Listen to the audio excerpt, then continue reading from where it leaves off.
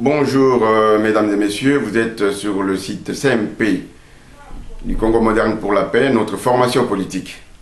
La situation n'a pas changé en République démocratique du Congo, comme vous le savez. Le gouvernement est immobile, il y a l'immobilisme total. Les 1000 chantiers, puisqu'il n'y a pas 5 chantiers, il y a 1000 chantiers qui ont été ouverts par le président de la République, sont toujours dans les statu quo total. Il n'y a rien qui marche, il n'y a rien qui avance, les banques sont vides. Il n'y a pas de sous, les gens ne sont pas payés. On se pose bien la question de savoir quelle politique on mène dans ce pays aujourd'hui. L'Est, on peut dire qu'il y a la calmie parce que bon, il n'y a plus de guerre, mais les morts sont toujours là, les déplacés des guerres, ils sont toujours là, il n'y a pas quelque chose qui a bougé. Donc, on peut dire que réellement, notre République démocratique du Congo, pour ne pas dire la République bananière, on se pose les questions vraiment de ce que nous allons devenir, ce que la population congolaise va devenir demain.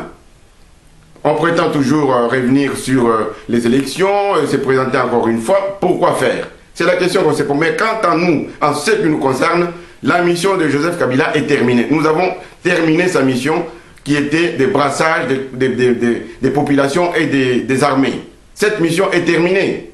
Il faudra trouver autre chose. Et si les chantiers ne sont pas finis par rapport au mandat qui lui a été assigné par le peuple, on ne sait pas pour quelle raison il va encore se représenter. Mesdames et messieurs, nous avons un problème.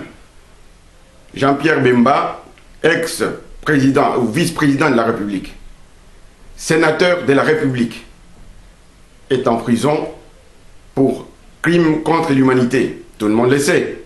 Mais aujourd'hui, pour des raisons juridiques, il doit être relaxé, conditionnellement bien sûr, et il faudra qu'il rentre au pays. Autrement dit, s'il ne rentre pas au pays, il devient quoi? Réfugié politique? Ou il devient quoi? Il n'est plus sénateur? Il devient quoi? C'est la question qu'on se pose, la question qu'on pose au gouvernement. Quelle est la position du gouvernement de la République démocratique du Congo à ce sujet? C'est honteux, mesdames et messieurs. C'est honteux. Il a un groupe parlementaire au Parlement, il a des gens, il a un parti politique. Son rôle, c'est d'être dans l'opposition, comme tous les autres opposants que nous sommes, même si nous sommes extra-parlementaires. C'est la question qu'on se pose. Que va-t-il devenir, ce monsieur, s'il doit encore rester en prison, tout simplement parce qu'aucun pays ne peut le prendre? Il est dangereux, il est tout ce qu'on veut. Voilà, mesdames et messieurs, la question qu'on pose aujourd'hui au gouvernement de la République démocratique du Congo, présidé par M. Joseph Kabila. Je vous remercie.